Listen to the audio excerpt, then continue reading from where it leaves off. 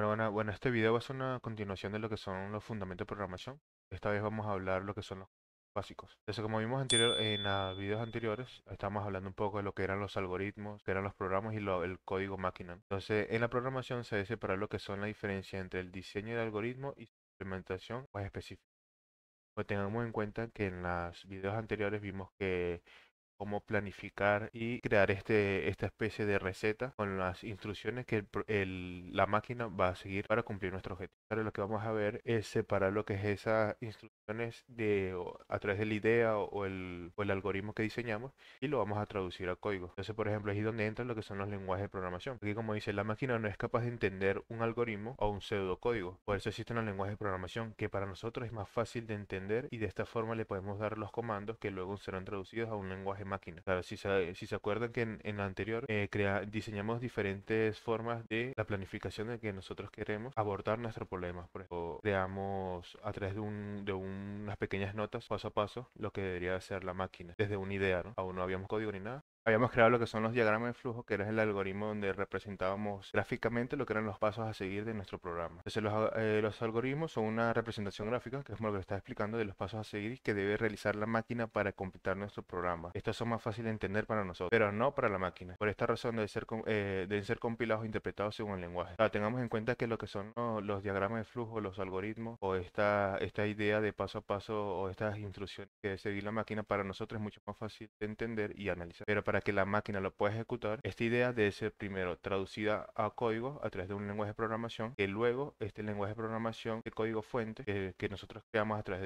de escribir el código, tiene que ser luego compilado o interpretado para que luego la máquina lo pueda leer y completar, ejecutar cada uno de los pasos. Entonces, ¿cuáles son los elementos comunes de un programa? Los elementos comunes de un programa o algoritmo son componentes esenciales que se encuentran en la mayoría de los casos. Estos elementos permiten que un programa o algoritmo realice tareas específicas de manera efectiva. Podrían ser lo que son instrucciones o pasos, que un programa o un algoritmo consta de una secuencia de instrucciones o pasos que detallan la secuencia de acciones que debe realizar. Cada instrucción describe una acción que debe llevarse a cabo. Siguiente podrían ser las variables. Casi que todos los lenguajes de programación, bueno, diría que todos los lenguajes de programación utilizan variables. Las variables son un espacio en la memoria de la máquina o de la máquina reservados para almacenar valores. Pueden contener datos temporales o permanentes utilizados en cálculos, toma de decisiones. Las variables pueden tener diferentes tipos de datos como números, cadena de texto, booleanos. Entonces cada uno de estos tipos de datos los vamos a ir viendo más adelante. También podría ser en las estructuras de control, que es una parte fundamental de la mayoría de los códigos, que son estructuras que permiten controlar el flujo de la ejecución del programa. Las estructuras de control comunes incluyen bucles como for o while, que lo vamos a ver más en detalle, que sirven más que nada para repetir acciones. Estructuras convencionales como los el, if, else y el son utilizadas para tomar decisiones basadas en condiciones. Igual esto te va a quedar un poquito más claro más adelante. También lo que son las entradas y salidas, que son los programas generalmente requieren interacción con el usuario o el entorno a través de la entrada o salida de datos. Las entradas pueden ser proporcionadas por el usuario, archivos o sensores, ya que la salida puede ser mostrada en la pantalla, guardadas en archivos o enviadas desde un dispositivo externo. Entonces, la simple acción de escribir alguna palabra en el teclado, ese vendría siendo como una entrada de información o una entrada de un valor que necesita nuestro código para procesar otras acciones, ¿no? También pueden ser sensores, no sé si han visto en lo que es por ejemplo, la robot, que crean sensores que puede detectar la cantidad de luz o la humedad en el ambiente y en base a la humedad del ambiente puede activar, no sé, dispersores de agua. Ese tipo son entradas y salidas de información. También existe lo que son las funciones o métodos, que las funciones permiten dividir el programa en piezas más pequeñas y manejables, que cada función realiza una tarea específica, puede recibir argumentos y resultados. El uso de unas funciones facilita la modularidad y reutilización de código. Esta es una parte bastante importante en lo que es la programación moderna, porque el reutilizar el código te ayuda mucho a prevenir lo que es errores, te ahorra tiempo también, porque a lo mejor puedes tener una función que se repite, que se utiliza frecuentemente, ¿no? Un ejemplo de suma, necesitas una función que sume dos valores. Es una función que seguramente en muchas partes de tu código o de tu programa lo vas a necesitar ejecutar. Entonces es bueno que siempre separe ese pedazo de código en dicha función y simplemente lo que haces es llamar a la función para que te devuelva el resultado. Entonces también están los comentarios, que los comentarios son fragmentos de texto en el código que no se ejecutan, pero proporcionan información útil para los programadores. Ayudan a explicar el propósito y la función del código, lo que hace comprensión y mantenimiento. Algo importante también en los comentarios. Algunos no están de acuerdo con dejar comentarios en tu código, porque dicen que el código en sí ya debería ser entendible para cualquier programador. Para que tu código sea entendible, debería tener una buena estructura, unos buenos nombres en variables o funciones. O sea, el nombre de las variables o funciones debería de representar lo que vale. Entonces, por ejemplo, si en una variable quieres almacenar el primer nombre de las personas, lo lógico sería que la variable se llame first name, por ejemplo, o primer nombre, y no nombre, algún valor aleatorio como podrías colocarle XYZ o algo así, ¿no? Que a la primera vista que tú ves el código no se logra entender para qué sirve. Pero los comentarios también pueden ya ayudarte a dar un poco de contexto de lo que hace más o menos esa pieza de código. Lo que serían los constantes y literales. Constantes son valores fijos que no cambian durante la ejecución del programa. Los literales son valores directamente escritos en el código como números o cadena de texto, que son cálculos o comparaciones. O sea, básicamente las constantes son valores que van a permanecer intactos durante el flujo de nuestro programa. Entonces podrían ser, por ejemplo, la dirección IP. A lo mejor quieres hacer un programa que trabaje con las direcciones IP. Entonces, por lo general, una dirección IP no va a cambiar, no va a ser variable durante algún programa. O puede ser un valor como el valor, algún valor matemático que tú sepas que no va a cambiar nada, simplemente lo vas a utilizar como una referencia. También podría ser, por ejemplo, cuando quieras hacer el cálculo de algún precio, tú sabes que el impuesto por lo general no cambia constantemente. Entonces, crear una constante donde tengas tú almacenado tu valor de lo que son impuestos y luego ser utilizado para hacer el cálculo sobre algún precio. Aquí gestiones de errores, los programas de manejar posibles errores o excepciones que pueden ocurrir durante la ejecución, validación de datos de entrada, el manejo de errores inesperados y la implementación de mecanismos de recuperación. Básicamente todos los lenguajes de programación tienen una forma de cómo gestionar lo que son los errores que tú puedas expresar, que puede ser por tipo de datos. A lo mejor el programa espera que tú le pases números, estás pasando una palabra, por ejemplo, lo que ocasionaría es que el programa falle y dé un error. Todos los errores, por lo general, los lenguajes de programación te va a decir en qué lugar, en qué línea de código, por así decirlo, cosas de que te sea más fácil para ti solucionarlo. Estructuras de datos que los programas a menudo manipulan datos de diferentes formas, como listas, arreglos, colas, pilas y más. Estas estructuras de datos permiten organizar y acceder eficientemente a los datos. Bueno, estas estructuras de datos son un poquito más avanzadas, que lo más seguro es que lo veamos un poco más adelante, pero complementan un poco lo que es la forma en que la máquina procesa esta información y da resultados de manera más eficiente. La documentación clara y detallada es esencial para que otros programadores comprendan y colaboren en el código. Y descripciones, algoritmos, notas sobre el diseño general del programa. Esta también es una parte importante que a pesar de que es importante, los programadores no, en ocasiones no le damos importancia. Porque, por ejemplo, cuando tú terminas un programa, lo correcto sería que tú de cierta forma documentes qué es lo que hace ese programa o qué es lo que se espera que ese programa haga. ¿Por qué? Porque puede luego ser que estés trabajando con un equipo y haya algún compañero que necesite hacer alguna especie de mantenimiento o hacer algún cambio. Entonces una documentación le puede ayudar mucho porque puede ser que necesite instalar ciertas herramientas o necesita saber alguna información que a simple vista no se puede encontrar. Me parece importante siempre tener una documentación. Aquí ya por lo menos vamos a pasar lo que son los tipos de datos y operaciones primitivas. Se dice, los datos son como las piezas de un rompecabezas para una computadora. Son como los números de ventas de una tienda o las calificaciones o una clase. Los datos son el que utiliza la computadora para realizar su trabajo. Cada tipo de datos se guarda en la computadora de una manera especial. Es como tener diferentes cajas para guardar cosas diferentes. Ayuda a la computadora a entender qué hacer con los datos. Es básicamente le estamos dando la información, la mayor información posible a la máquina para que él pueda hacer su trabajo de la manera más óptima. Aquí, por ejemplo, los tipos de datos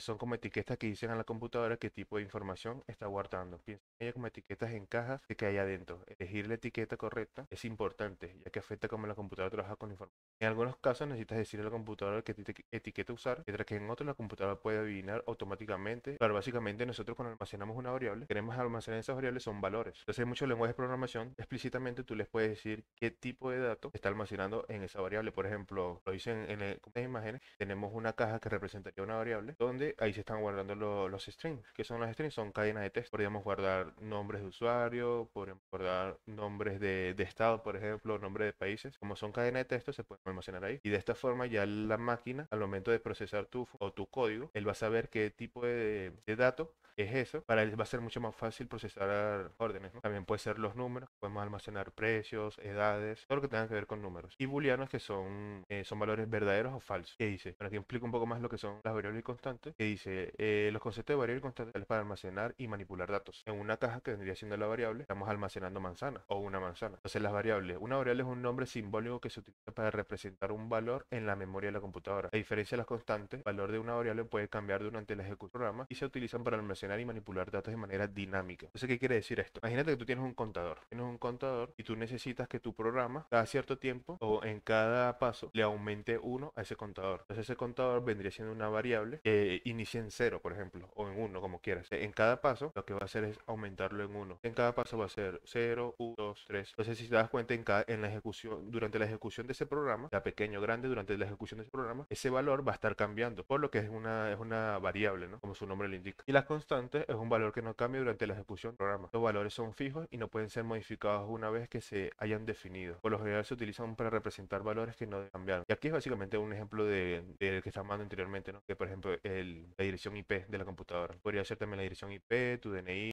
siempre igual como en el ejemplo del contador, tú puedes tener tu cantidad con un valor que no va a cambiar y en la ejecución de tu programa, imagina que estás calculando que tienes una lista de 10 productos. O sea, a pesar de que son diferentes productos, la única que es constante, como su nombre lo indica, va a ser el impuesto, ¿no? Es el que tú vas a utilizar para calcular con el precio y luego sacar te das cuenta, lo que es el valor del impuesto es una. Y aquí, por ejemplo, tipos de datos comunes. Aquí podríamos ver lo que son los enteros, que representan números con parte decimal, y los números enteros son parte decimal, como podría ser la edad, que sería un número entero, 21 con puntuación, por ejemplo, un precio, serían 10. También hay otros tipos de datos que caracteres o char, que representan un solo carácter. Podría ser la letra A, B, C. Están las cadenas de caracteres, o comúnmente como se lo strings, que representan una secuencia de caracteres, que podría ser el nombre de una persona, el nombre de un país. En este caso podría ser Cristian, ¿no? Los booleanos representan valores verdaderos verdaderos o falsos, que son false. Ya teníamos dos ejemplos, que era is follower, y hay otro que pregunta has price, o sea, el valor de esa variable es has price, y ahí se está almacenando false, o sea, no tiene precio. También están otros tipos de datos que vendrían siendo las listas o arreglos, que almacenan una colección de elementos, y adentro de estos corchetes hay tres tipos de frutas, que gana, pera y uva. Y abajo está una lista de precios. Hay cuatro tipos de precios, en donde dos son enteros y dos son de tipo flotantes. Hay dos de 10 y 20 y 10.99. Los objetos son un tipo de dato un poquito más avanzado que se almacena en una instancia de una clase o un objeto. Por ejemplo, aquí tenemos un usuario que representa a una persona que tiene su nombre, su apellido, su edad y pregunta si es administrador. Entonces esa información lo podemos crear de manera personalizada a través de un objeto o también con la instancia de una clase que se declara a través del new product. Aquí lo que estamos haciendo es una representación de un producto. El producto puede también tener igual nombre, puede tener precio, precio de oferta, en stock, porque por eso un valor booleano. Entonces estos datos se conocen como propiedades de un objeto. Te lo vamos a ver un poco más con detalle. Y un valor nulo que representa la ausencia de valor. Un ejemplo para que se entienda esto es que tenemos una variable que vendría siendo nuestra caja, pero está vacía. Entonces existe, esa variable existe, pero no tiene ningún tipo de valor, lo que vendría siendo un valor nulo. Entonces ahora hablamos un poco de lo que es la asignación de datos. Que asignar datos a una constante variable significa darle un valor específico. Hace utilizando el operador de asignación, por ejemplo, el igual en lenguajes de programación. Entonces, a través aquí de emojis, hay tres ejemplos, ¿no? Que tenemos tres variables, dos representadas por una caja, y otro por una persona, ¿no? El primero diría que en la variable 1 estamos almacenando un 100, que podría ser un valor entero. En el otro estamos preguntando es estudiante o es programador, y le estamos dando un pulgar arriba como diciendo que es true. Entonces aquí, por ejemplo, forma de escribir variables. Esto más que nada son como recomendaciones que tú puedes utilizar para nombrar tus variables al momento de crearlas. Que las convenciones para nombrar variables pueden variar según el lenguaje de programación, pero generalmente sin algunas reglas comunes que puedes utilizar. Hay varias formas de nombrar tus variables. Por ejemplo, las que tengo yo aquí en pantalla podrían ser el camel case, snake case y el Pascal case. El camel case vendría siendo lo como vemos aquí en ejemplo, que es el primero que dice nombre completo, ¿no? Entonces, si podemos ver, la primera palabra está todo en minúscula, pero a partir de la segunda palabra ya la primera letra se capitaliza, o sea, se pone en mayúscula. Y también hay otro ejemplo que dice number, la palabra of, y aquí empieza ya la primera letra en mayúscula.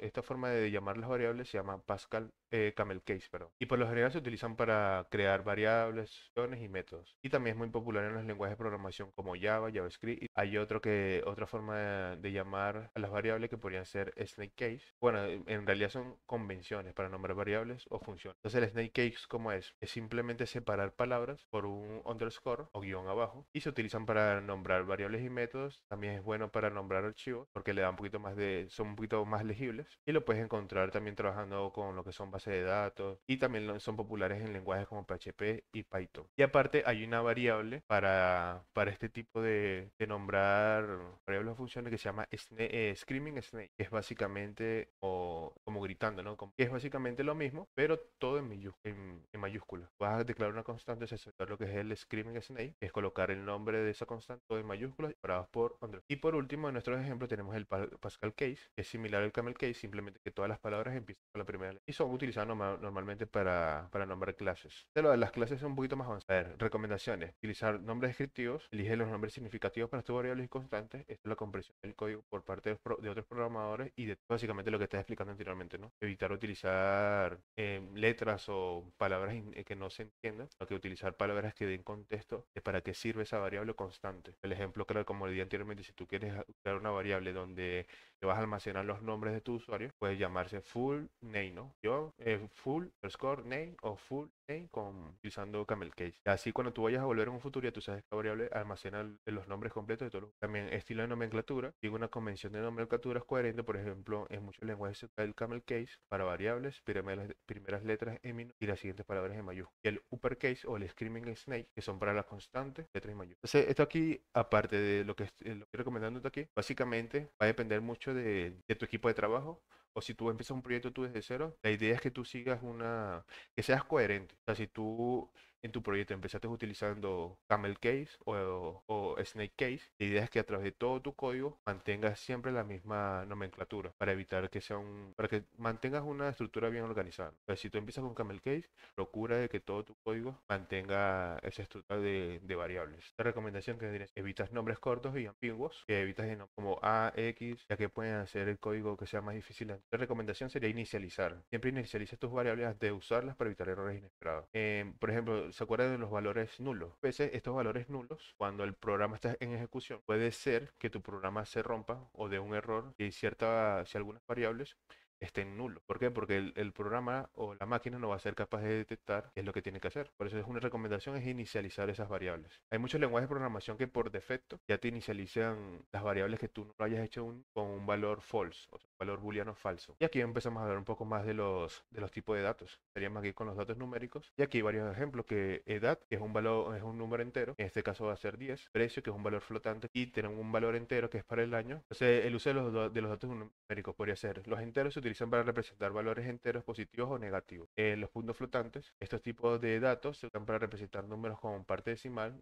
Pueden experimentar errores de redondeo. Hay que tener en cuenta que al momento de tú intentar hacer algún cálculo donde dependas de esa decimal, en muchos lenguajes de programación no es tan preciso, parece. Que puede ser que intentas cálculo, la decimal sea preciso aunque sea por uno. Tienes que tener muy en cuenta cuando vayas a utilizar un lenguaje de programación de que cómo funcionan, ¿no? Los flotantes, o float o double, a lo que investigues antes de utilizar programación. Y luego vienen las operaciones aritméticas, cálculos matemáticos. Los datos numéricos son esenciales para realizar cálculos matemáticos en programas, desde cálculos simples hasta algoritmos complejos. Los datos numéricos son la base de muchas operaciones. Entonces, básicamente, la máquina es muy buena para hacer lo que son cálculos matemáticos. Puedes crear a través de código una fórmula matemática y pedirle a la máquina que te dé el resultado, y, la máquina de manera eficiente te lo va a dar. No son tan buenos para la lógica, pero para eso nosotros creamos lo que son esos pasos a seguir, ¿no?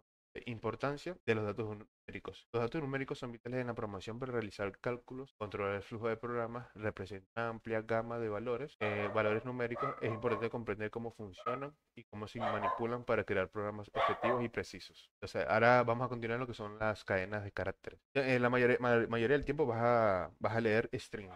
No tanto cadena de caracteres, sino strings. Se van a referir a ellos como que es una sucesión de caracteres que se encuentran delimitadas por una comilla o doble comilla, según el tipo de lenguaje de programación. Entonces, aquí, por ejemplo, tengo dos ejemplos de variables que almacenan strings, que uno podría ser greeting, que vendría siendo como saludos, y su valor es hola mundo, adentro de dos comillas simples, ¿no? Y hay otro que es importante, que sería sígueme para más, ¿no? Y esto, dependiendo del lenguaje de programación, puedes utilizar comillas simples o comillas dobles. Entonces, uso de cadenas de caracteres, uso de las cadenas de caracteres o string. Representación: la cadena es representada utilizando comillas dobles o simples, por ejemplo, hola mundo, 1, 2, 3, o el nombre completo de un usuario, el completo, por ejemplo, el nombre de una ciudad, haciendo lo que son strings. Longitud: las cadenas pueden tener diferentes longitud que representan la cantidad de caracteres en la secuencia. Operaciones: las cadenas admiten operaciones como concatenación, que es la unión de dos strings; extracción de subcadena, búsqueda de caracteres. Ahí, en muchas situaciones, lo que vas a hacer es que de una cadena de texto, tú puedes ubicar una palabra concreta y la puedes modificar o extraer de esa cadena de caracteres y eliminarla. Hay muchas funcionalidades, también creo que depende mucho de lo que es el lenguaje de programación que estés utilizando, que ya por defecto ya te permite hacer todas estas manipulaciones caracteres de texto. Caracteres de escape, las cadenas pueden contener caracteres de escape como lo que vendría siendo un salto de línea, una tabulación y como dijimos anteriormente lo que es la concatenación. Puedes unir varias cadenas usando el operador de concatenación o mediante función. La concatenación es básicamente, imagínate que tienes dos variables, que es primer nombre, que almacena tu primer nombre, que es un string, y dice por ejemplo en mi caso Cristian. Tengo otra variable que se llama, que es apellido, que es Hernández, y luego en base a estas dos variables puedo crear una que diga nombre completo, y esto lo que va a hacer es concatenar variable primer nombre con variable apellido. Con eso voy a generar nombre completo. En programación las cadenas de caracteres son usadas para manejar texto, puedes crear mensajes no direcciones. Entonces mira aquí por ejemplo aquí te doy un ejemplo de cómo se utilizaría la manipulación de texto en algún lenguaje de programación. Por ejemplo, podrías tener una plantilla donde hagas una felicitación a tus usuarios de tu empresa, por ejemplo, correo, que penas, personas, dejas un mensaje de felicitación, a lo mejor están cumpliendo años y es un mensaje de felicitación. Entonces, ¿cómo automatizarías esto? A través de la cadena de texto, simplemente que creas un código que obtenga toda esa plantilla del correo electrónico, simplemente a través de estas funciones de búsqueda y reemplazo, cambiarías ese nombre de usuario por cada uno de los nombres o correos de tu lista de empleados, por ejemplo. De manera automática estarías enviando un correo personalizado cada vez que alguien cumple años. Entonces, cada vez que yo cumplo años, me llega un correo a mí personalizado simplemente con los valores dinámicos cambiados según la persona que le toque el correo. Entonces, los datos lógicos o booleanos, que es como lo vas a encontrar normalmente, ¿no? Se llaman booleanos. Piensa en los tipos de booleanos como interruptores pueden estar encendidos, que vendría siendo verdaderos, o apagados, que en este caso es false o falso. Los tipos de datos booleanos son usados para computadoras para tomar como si fuera un control remoto que hace las cosas cuando el interruptor está en verdadero y evita que sucedan cuando está en falso. Aquí también tengo varios ejemplos. Entonces aquí a través de la variable isRaining estoy almacenando si está lloviendo, un ejemplo, ¿no? Aquí pongo que es false, o sea, que es correcto, o que no está sucediendo, mejor dicho. Y aquí estoy preguntando también, estoy almacenando en la variable isUserAuthenticated, o sea, estoy almacenando si el usuario está autenticado en mi aplicación, por ejemplo, y coloco true. Entonces, según el valor de esta variable, la máquina o el programa va a ser una u otra cosa. Aquí te preguntan también, is following, false, available, doc, está como que está disponible o no. El uso de los datos lógicos o booleanos sería en operaciones lógicas, que son los valores booleanos son esenciales en operaciones lógicas y de control de flujo, como las estructuras condicionales is, if, else y switch. Y también se puede utilizar en los bucles while y for. Esto ahorita lo vamos a ver. Comparaciones. Los valores booleanos a menudo resultan de comparaciones como igualdad con doble signo de igual. Hay que tener cuidado también con esto porque para representar una igualdad se utilizan dobles signos de igual, pero para asignar el valor a una variable se utiliza un solo igual. Entonces, bueno, que lo tengas en cuenta para que no tengas errores. Desigualdad, que es básicamente un signo de exclamación más el signo de igual. Mayor que, menor que, mayor o igual a que y menor o igual que. Entonces, operaciones lógicas que se pueden combinar valores booleanos utilizando operadores lógicos como and, or o not. Esto también lo vamos a ver un poco ahorita. También existen lo que son las expresiones condicionales. Los valores ya nos permiten controlar el flujo de un programa ejecutando excepciones de código según condiciones. Entonces, ¿cómo se representa internamente en la máquina estos valores booleanos? Por lo general, los valores booleanos suelen ser representados como bits, donde true puede ser representado por 1 y false es un 0. Entonces, importancia de los datos lógicos booleanos. Los datos de tipo booleanos son fundamentales para tomar decisiones en la programación y controlar el flujo de ejecución del programa. Se utiliza para evaluar, condicionar o desactivar sesiones de código en función de si una es verdadera o falsa. Este es un buen momento para pedirte que te suscribas, actives la campana y si te está gustando el video, que me des like porque eso me ayudaría muchísimo. Continuamos. ¿Qué son los operadores aritméticos? Los operadores aritméticos son como herramientas matemáticas que la computadora utiliza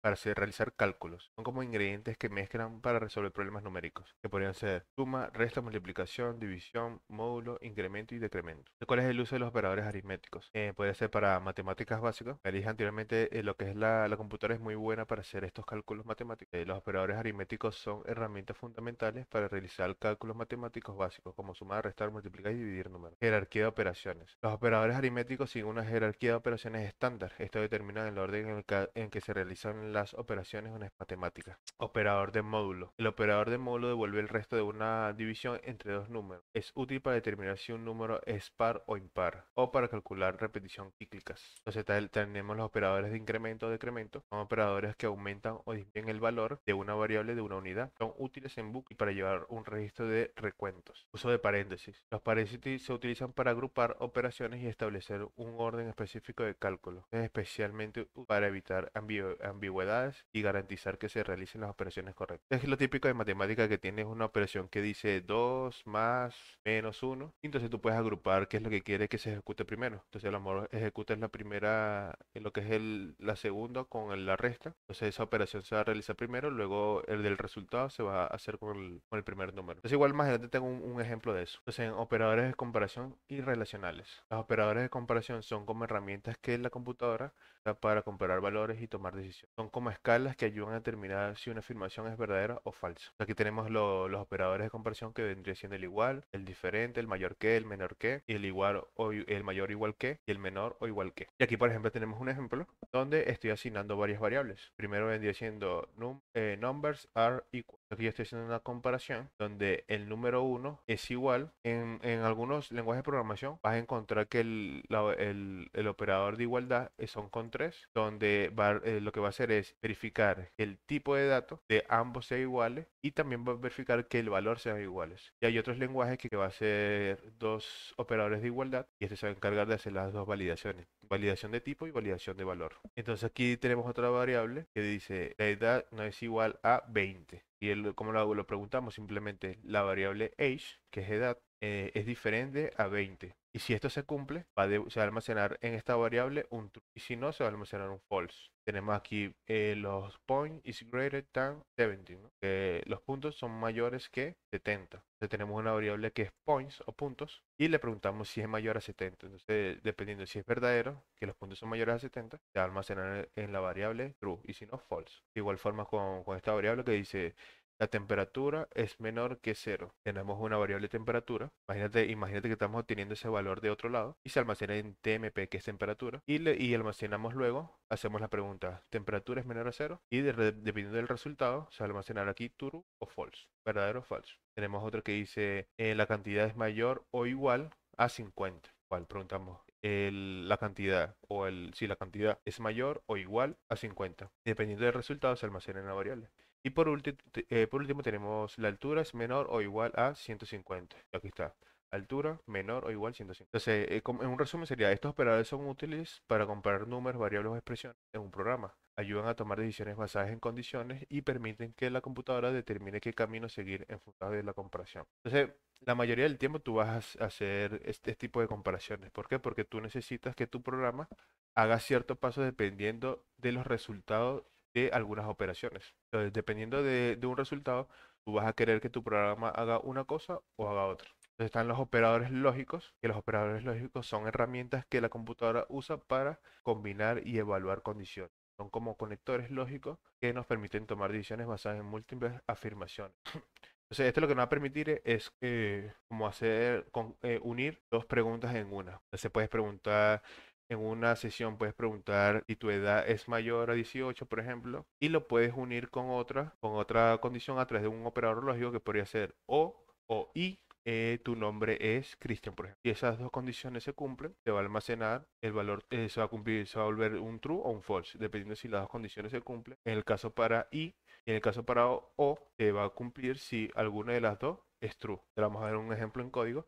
¿Cómo lo podríamos ver aquí, por ejemplo? Aquí este es un código, este es un pseudocódigo donde iniciamos nuestro programa con varias variables. Tenemos una variable edad que la estamos inicializando con 25. Tenemos una variable isAdmin que está en true. Tenemos dos variables, una que dice tiene tarjeta de crédito en false y tiene dinero en efectivo. Y otra variable que es rain, que está en true, o sea, está lloviendo. Entonces aquí tenemos otro tipo de operadores que son los ternarios, que es básicamente hacerlo todo en una sola línea. Ahorita te lo voy a explicar. Por ejemplo, para nuestra primera operador lógico vendría siendo isAuthorize, que lo que estoy haciendo, lo que quiero almacenar aquí es saber si la persona está autorizada. ¿Para qué? Bueno, eso no importa. Lo importante es que si la persona está autorizada. Entonces preguntamos, ¿la edad es mayor o igual a 18? Entonces aquí preguntamos, ¿la edad es mayor o igual a 18? Y según nuestra variable es 25, entonces sí, aquí es true. Pero con el operador lógico AND, que vendría siendo y, aquí lo que le estamos diciendo es, tiene que cumplir esto, o sea, esto tiene que decir true,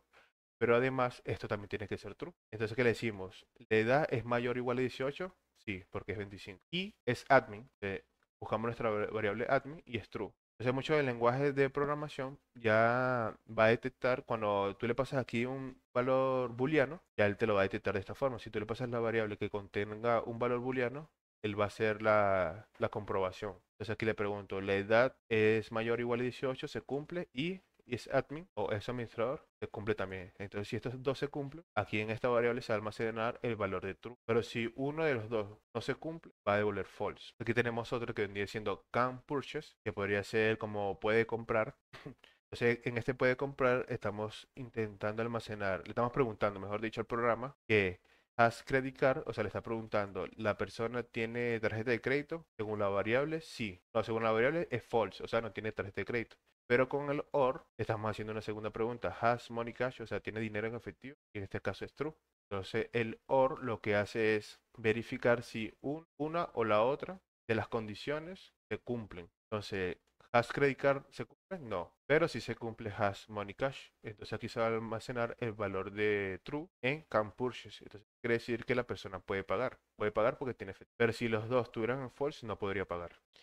Y aquí hay una forma de hacer un if, que también te lo voy a explicar más adelante, que es un poquito más largo, ¿no? Aquí lo que estamos haciendo es preguntándole al programa y no está lloviendo, o sea, con el operador not, que es un operador lógico, y lo que estamos es negando. Entonces, si aquí, yo creo que lo hice mal, pero bueno, si no está lloviendo, llevar paraguas. Aquí no debería decir no llevar paraguas. Y si está lloviendo, o sea, si esto es un valor true, para aquí si el valor es true, esta condición no se va a cumplir y va a entrar aquí, dejar el paraguas en casa. Pero si se cumple, o sea, si no está lloviendo, pero aquí están invertidos los testes, ¿no? Pero bueno, es básicamente eso. Si no está lloviendo, dejar el paraguas en casa, pero si está lloviendo, llevar paraguas. Estos operadores son útiles para comparar números, variables o expresiones. El programa ayudan a tomar decisiones basadas en condiciones y permiten que la computadora determine qué camino seguir en función de los resultados de la comparación.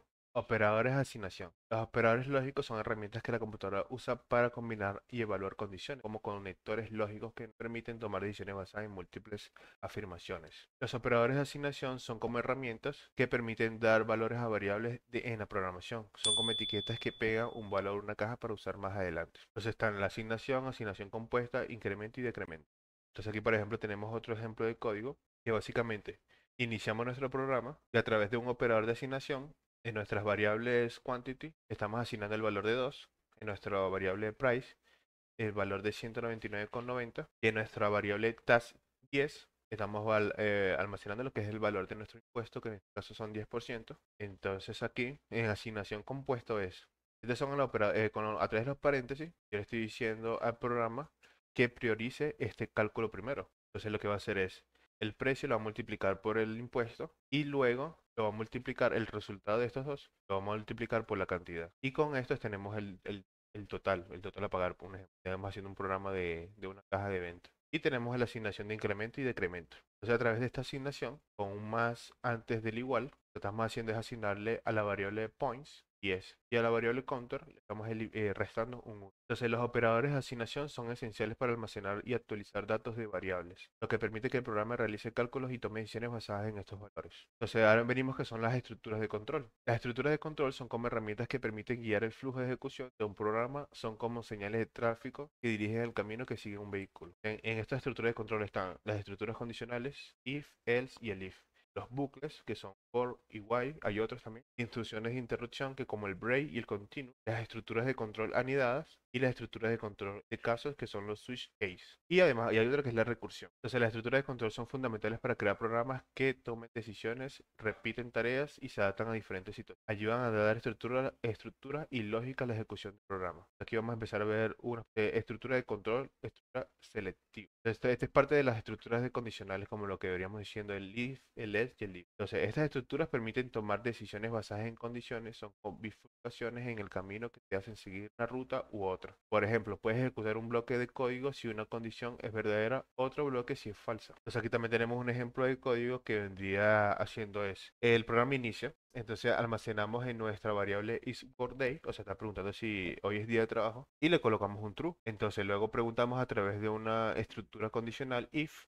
El if es básicamente sí. Él le pregunta al programa sí, y aquí adentro le vamos a pasar la comparación. Entonces lo que le estás preguntando es si es día de trabajo, isWorkDay, entonces con el then como entonces, haz esto, lo que está adentro, ¿no? Entonces lo que va a hacer es, a través de un mensaje en la pantalla, va a decir, is work day, ¿no? Como que es día de trabajo. Si no, haz a otro. Entonces, lo que va a hacer es imprimir hoy es fin de semana, disfruta tu día. Entonces, si nos damos cuenta a través de lo que son las estructuras condicionales, if, podemos hacer ese tipo de validaciones, ¿no? Si lo que está dentro de paréntesis se cumple, entonces haz lo que está dentro de ese if. Y si no, haz lo que está dentro del else. Es una forma de hacer una u otra cosa. Y también están las estructuras anidadas. Estas son combinaciones de estructuras condicionales y bucles que se usan juntas. Son como un camino secundario tomas en una bifurcación. Puedes hacer ediciones dentro de bucles o dentro de decisiones. Entonces es básicamente lo mismo. Mira, aquí lo que hicimos es el código anterior de Workday. Es simplemente agregamos una nueva variable que se llama current time, que son las 13, o sea, la 1 de la tarde, por ejemplo. Entonces, hacemos la condición anterior, que le estamos preguntando si es día de trabajo, pero adentro de esta condición estamos anidando otro if, que por eso que se llaman estructuras anidadas. Entonces, con ese if estamos haciendo otra pregunta. Le preguntamos, ¿el tiempo actual, o sea, la hora actual es menor a 12? O sea, es antes de las 12. Entonces, si eso se cumple, lo que va a hacer es hora de trabajar en la mañana. Pero si no se cumple, va a decir es hora de trabajar en la tarde. Y entonces, si en ninguna de esas dos se cumple, simplemente entra a que es fin de semana. Entonces, aquí por lo menos tenemos lo que es una estructura anidada. También existen otras estructuras de control selectivas, que podrían ser los que son los casos switch case, que son, en algunos lenguajes tienen una estructura para manejar múltiples casos o opciones.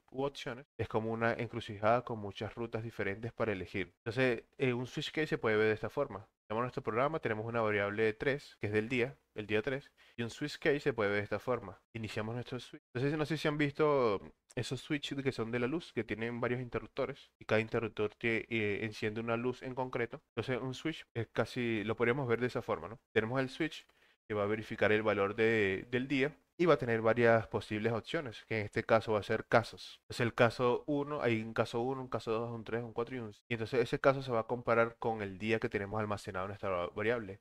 Y si ese día es alguno de los casos que tenemos, va a decir el nombre de ese día. Por ejemplo, si es uno, va a decir hoy es lunes, si es 2, hoy es martes, el 3, miércoles, y así, ¿no? Pero si no encuentra ningún caso para ese valor, lo que va a decir es fin de semana. De esta forma podemos representar lo que es un switch case, que es muy útil para ciertas situaciones. Entonces aquí ya luego avanzamos a lo que son las estructuras de control repetitivas, que podría ser lo que son los bucles for, los while. Entonces, por ejemplo, empezamos con los bucles for, que dice, los bucles son como repeticiones automáticas de acciones. Puede repetir una tarea varias veces sin tener que escribir el mismo código una y otra vez. El bucle for se usa para iterar sobre una secuencia. Entonces aquí tenemos un ejemplo de un bucle for que tenemos una variable 4 y aquí lo que queremos hacer es una representación de la tabla del 4, la tabla de multiplicación del 4. Entonces para no escribir uno por uno de las operaciones, podemos utilizar un bucle for para que en este caso haga recorrido desde el 0 hasta el 10. Con for le decimos desde 0, iniciamos una variable i que va a ser el valor inicial desde 0 hasta el 10. Entonces, lo que va a hacer este código es repetir lo que está dentro de este for 10 veces o la cantidad que le coloquemos. Entonces, lo que va a hacer es almacenar en la variable del resultado. Lo que va a hacer es el número que le hayamos asignado en la variable inicial multiplicado por el 1. Entonces, ¿qué va a pasar aquí? Que en cada recorrido, este valor de i se va a aumentar en 1. Porque si no hacemos eso, lo que va a hacer es que lo va a ejecutar infinitamente. Cada vez que se termine de ejecutar este código, deberíamos de aumentar este valor en 1. Entonces, en el primer paso va a ser 0. Entonces va a ser 4 por 0. Y aquí lo que va a hacer es mostrar un mensaje que dice 4 por 0 es igual a 0. Luego, en el siguiente paso, ya esto va a estar incrementado en 1 y el valor de i va a ser 1. Entonces va a ser número por 1. Entonces va a ser 4 por 1 igual 4. Luego la siguiente va a ser 2. 4 por 2, 4 por 2, 8. Y así, ¿no? Hasta llegar al 10. Cuando llega el 10, cuando ya esta condición no se cumpla, lo que va a hacer es romper este ciclo for. Y ya no se va a seguir ejecutando. Y el while lo que va a hacer es simplemente el bucle while se ejecuta mientras una condición sea verdadera. Entonces aquí es casi igual como el for, solo que tenemos por ejemplo el count, que es un conteo que lo inicializamos en 1 y tenemos el while. Entonces no sé si se han dado cuenta que cada condición, cada estructura de control, inicializamos la palabra clave y luego lo terminamos, ¿no? Entonces lo que está dentro de esas palabras clave es lo que se va a cumplir durante este recorrido. Entonces, si esta condición se cumple, que tendría que ser que el conteo sea menor o igual a 5, entonces mientras que esto se cumple, siempre va a entrar aquí. Entonces, aquí lo que hace es mostrar el conteo es e imprime el count. En el primer paso va a ser 1 y aquí lo estamos sumando, ¿no? Lo estamos incrementando. Entonces count para la siguiente iteración va a ser 2. Aquí le estamos sumando 1 más va a ser 2. Aquí va a ser la comparación. Mientras que 2 sea menor o igual a 5, se entra y hace lo mismo y lo incrementa a 3. Y vuelve a preguntar, ¿3 es menor o igual a 5? Sí, lo vuelve a hacer de nuevo hasta llegar al 5. Cuando este sea 5, voy a preguntar, ¿5 es menor o igual a 5? Sí, ¿verdad? Entonces esto ya no entra. Cuando esto ya no entra, simplemente avanza a la siguiente línea de código y llega aquí y dice loop finish. Aquí, por ejemplo, tenemos instrucciones de interrupción, que podría ser lo que es el break, que esta instrucción se usan para modificar el flujo de un bucle. Break termina el bucle prematuramente. Entonces, por ejemplo, aquí tenemos un while, pero le estamos asignando de manera como se diría en la programación, en duro. Le estamos colocando una condición true, o sea, quiere decir que siempre se va a cumplir. Entonces, si esto siempre se cumple, que quiere decir es que esto, lo que está aquí adentro, se va a ejecutar infinitamente. Va a estar ejecutando de manera infinita. Entonces ahí donde entra en juego los breaks. Entonces los breaks lo que nos permite es romper ese flujo infinito en algún punto de nuestra aplicación. Entonces aquí en el ejemplo lo que hace es, estamos generando un número aleatorio, que en este caso es 10. Luego de que lo genera, avanza el código, entra en el while, como es true, entra. Entonces entra aquí, muestra un mensaje en la pantalla que dice adivina el número de la máquina. Entonces aquí el user number, que es el número de que el usuario va a ingresar a través de su teclado, le colocamos un input, que es el usuario que va a ingresar, y le preguntamos cuál es tu número. Él va a colocar, por ejemplo, 5. Entonces aquí nuestro programa tiene que hacer una comparación del número generado por la máquina y el número ingresado por el usuario. Entonces él va a preguntar, ¿el número del usuario es igual al número aleatorio? Entonces, si esto se cumple y ambos números son iguales, va a entrar en esta condición if. Pero como nosotros dijimos que era 5, entonces no entra. Lo que va a hacer es entrar en el else y va a indicar un delay try again, como que intente de nuevo. Entonces, como estamos en un bucle infinito, por este true, va a volver a repetir. Va a volver a repetir el código. O sea, va a llegar aquí y se va a repetir. Y vuelve a preguntarle, ¿cuál es tu número? Y le va a preguntar, entonces tú vuelves a ingresar, puedes colocar ahora ya para que sea correcto, colocas un 10. Adivinaste el número y colocaste 10. Entonces el programa vuelve a preguntar, ¿el número del usuario es igual al número aleatorio de la máquina? Entonces como en este caso sí se cumple, va a entrar en el if y va a decir, ganaste. Y va a ejecutar el break. Y el break lo que va a hacer es romper este bucle. Se rompe el bucle y continúa con el resto del código que tenga que ejecutar. Entonces ahora vamos a ver lo que es la instrucción de interrupción continuo. Entonces estas instrucciones se usan para modificar el flujo de un bucle continuo, salta a la siguiente iteración. Entonces, vamos a hablar en un ejemplo práctico que vendría siendo, tenemos un total de items, imagínate que tienes 10 productos en tu canasta, ¿no? Entonces tú lo que quieres es recorrer o ir pasando cada uno de los productos y hacer cierta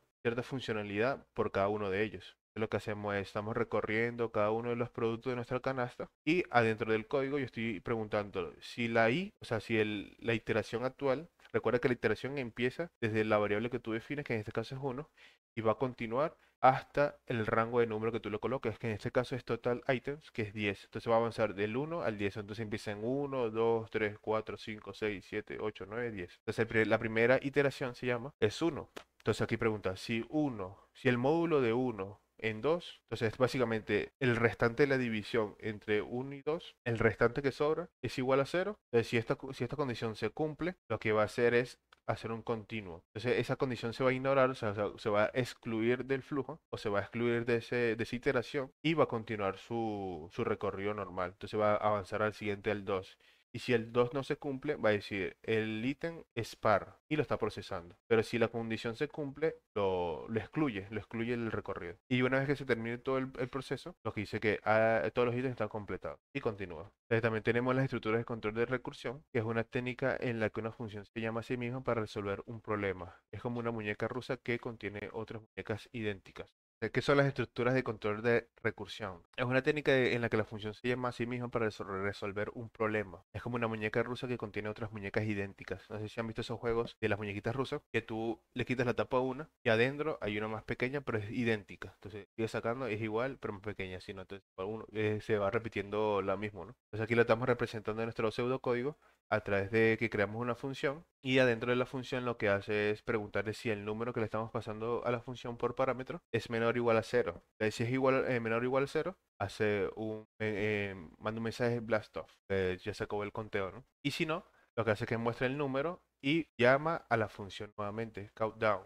Es como una cuenta regresiva. Entonces lo que hace es al número que le pasamos por parámetro le resta uno y se vuelve a ejecutar hasta que esto sea cero. Entonces aquí estamos inicializando nuestro programa, le preguntamos al usuario que ingrese su número. Entonces imagínate que colocas 4 y ejecutamos o llamamos nuestra función, le pasamos el número 4 y él va a entrar aquí. Le va a preguntar, ¿el número es menor o igual a cero? Si es así, blast off. Lo que hace es que vuelve a ejecutar la misma función, pero le resta uno. Ahora va a ser 3, luego va a ser 2, luego va a ser uno y así no sucesivamente hasta que llegue a esta condición y se rompa. Esa es una función recursiva. Y ahora vamos a hablar de lo que son las funciones. En programación, una función es un bloque de código que realiza una tarea específica y puede ser invocada.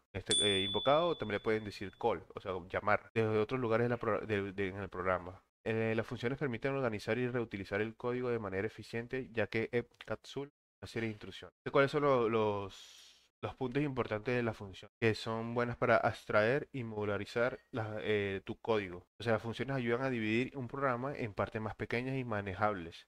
Cada función se encarga de una tarea específica, lo que facilita la comprensión del código y el mantenimiento a medida de que el programa crece. Este concepto es muy importante porque te vas a dar cuenta que durante tu carrera de programador, cuando tú estés creando código, va a haber mucho código que tú lo puedes reutilizar. ¿Qué quiere decir con reutilizar? Que a lo mejor hay una funcionalidad que se repite mucho durante tu aplicación, entonces tú lo puedes tener en un archivo aparte o en un lugar aparte y simplemente lo que haces es llamarla esperando el resultado de la función. Entonces tú puedes, una suma, un ejemplo, es una función suma que simplemente le pasas dos números a través de los argumentos y él te va a devolver el resultado. Entonces esta función la puedes reutilizar muchas veces porque la suma no siempre es lo mismo. Le puedes pasar dos números diferentes y siempre te va a devolver un resultado diferente. La reutilización del código. Una vez que se ha creado una función, puede ser reutilizada en diferentes partes del programa sin necesidad de volver a escribir el mismo código. Esto ahorra tiempo y reduce posibilidades de errores también. Porque, por ejemplo, imagínate que tú tienes una aplicación que es una calculadora y esta calculadora ejecuta la función de suma en lugares. Entonces, imagínate que el día de mañana tu función deja de funcionar correctamente. O sea, al momento de que tú separaste esa función sumar a un lugar específico, pero que afecta a otros, simplemente con modificarlo o arreglarlo en ese lugar donde tú tienes tu función sumar, automáticamente lo que va a hacer es que donde lo están llamando se arregle. Y no tendrías que hacer uno por uno, sino que solamente en el lugar de origen lo modificas, lo actualizas y lo arreglas. Y eso va a arreglar donde lo estás llamando, donde lo estás ejecutando. El siguiente sería lo que reciben parámetros o argumentos, que son las funciones pueden aceptar valores llamados parámetros o argumentos. Estos valores se pasan a la función cuando se le llama y se utilizan dentro de la función para realizar cálculos o acciones. O sea, ten en cuenta que una función tú le puedes pasar estos valores que tú necesitas que la función utilice para hacer cálculos o ciertas operaciones que sea del requerimiento. Entonces lo que va a hacer es que se lo pasas a través de la función y ya vas a saber qué hacer con estos argumentos. En valor de retorno. Muchas funciones devuelven un resultado después de realizar su tarea. Este valor de retorno puede ser utilizado en otras partes del programa. Es básicamente como el ejemplo de la suma. Tu función de suma va a recibir dos números, pero va a devolver diferentes resultados dependiendo de los números que tú le pases. Entonces, los resultados tú lo puedes almacenar en diferentes variables y esas variables luego pueden ser utilizadas de diferentes formas. También te ayuda mucho lo que es la reutilización de código. Funciones incorporadas. Muchos lenguajes de programación proporcionan funciones incorporadas como print en Python o matcqrt en JavaScript. Estas funciones predefinidas realizan tareas comunes y están disponibles para su uso. ¿Qué quiere decir con esto? Que cuando vas a utilizar un lenguaje de programación, ya las personas o el equipo que creó este lenguaje de programación ya identificó funcionalidades que son comunes en lo que es el entorno de programación o en una comunidad de programadores. Entonces lo que hizo este equipo que creó el lenguaje de programación es crear funciones, ya, o sea, ya te dan con el lenguaje de programación funciones ya hechas para que tú simplemente la utilices en tu día a día sin necesidad de crearlo desde cero. Simplemente la utilizas, ya dependiendo de la función que te esté proporcionando este lenguaje de programación, hará una u otra cosa. Por ejemplo, el print lo que hace es imprimir un mensaje en la consola o en la pantalla. Y el matcqrt lo que hace es una operación matemática. Ya no tienes que hacer la operación manual, sino que simplemente a través de argumentos tú le pasas los números que quieres que haga el cálculo y él te va a devolver el resultado de manera automática. Sabes que tiene creación de funciones personalizadas. Los programadores pueden crear sus propias funciones personalizadas para realizar tareas específicas que no estén cubiertas por las funciones incorporadas. Entonces, claro, si tú ves que tu lenguaje de programación no incluye una funcionalidad en específico o que cumplas tus requerimientos, tú puedes crear esta función que haga tal cual los pasos datos que tú necesitas para que resuelva dicho problema y lo puedes tener almacenado en tu proyecto y lo puedes utilizar cuando tú quieras. Y aquí, por ejemplo, tenemos un ejemplo de función que las funciones son una parte fundamental de la programación, ya que promueven una estructura ordenada, modular y reutilizable del código, lo que facilita el desarrollo y mantenimiento de un programa complejo. Entonces, esta es la parte importante, ¿no? Lo que es la estructura ordenada, modular y reutilizar el código. Entonces, aquí tenemos un ejemplo bastante sencillo, que es una función de saludo. Entonces, ¿qué hace esta función de saludo? Se llama greeting, que allá en primera vista ya te dice que es para saludar. Y por argumento, que por lo general las funciones son dos paréntesis, y adentro de los paréntesis se le indica qué argumentos recibe. En este caso, la función recibe un argumento que se llama name o nombre. Entonces, ¿qué hace esta función? Crea una variable message o mensaje y lo que hace es concatenar varios strings. Lo que hace, concatena el primer string, que es un hello, coma, espacio, concatena el valor del name, que es el nombre que le estemos pasando por argumento, y luego le concatena lo que es cómo estás o how are you. Luego de que haya generado este mensaje, lo retorna. Entonces aquí tenemos, inicializamos nuestro programa y en nuestra variable greetings to Christian, lo que hacemos es llamamos nuestra función y le pasamos por argumento el valor de Christian como una cadena de texto o un string. Y también tenemos otra variable que se llama greetings to edit. Simplemente es una función de saludo y le pasamos el valor de edit por argumento. Y luego lo que va a hacer nuestro programa es mostrarlo a través de pantalla o de la consola, terminal o donde quieras, esos valores que van a ser valores dinámicos que está generando nuestra función. Bueno, y por lo menos con esto ya terminaríamos lo que es yo diría que es la fase introductoria, ¿no? Lo que es lo de programación, porque la verdad es que los fundamentos de programación abarcan muchas cosas, ¿no? Abarca lo que son pues datos mucho más complejos como la pila, listas, arreglos. Entonces, pero yo con esta información que te dan estos tres últimos videos, te van a servir para abordar cualquier lenguaje de programación. Ahí puedes empezar algún lenguaje que esté ahorita de moda o que sea popular en tu país y ya lo puedes de forma más fácil puedes entender lo que te ofrece este lenguaje de programación. A lo mejor estás leyendo algún libro y puedes entenderlo mucho más fácil. Puedes saber qué significa una función, puedes entender qué significa una estructura de control, operadores lógicos, operadores aritméticos. Y ya con esto ya podríamos culminar lo que es la parte introductoria de lo que son. Igual si te gustó el video, te agradecería que lo compartieras, le dieras like, te suscribieras y estuvieras ahí pendiente para que veas los siguientes cursos que tengo pensado para un futuro. Vale, muchas gracias por estar ahí, por llegar hasta aquí. Mando un abrazo.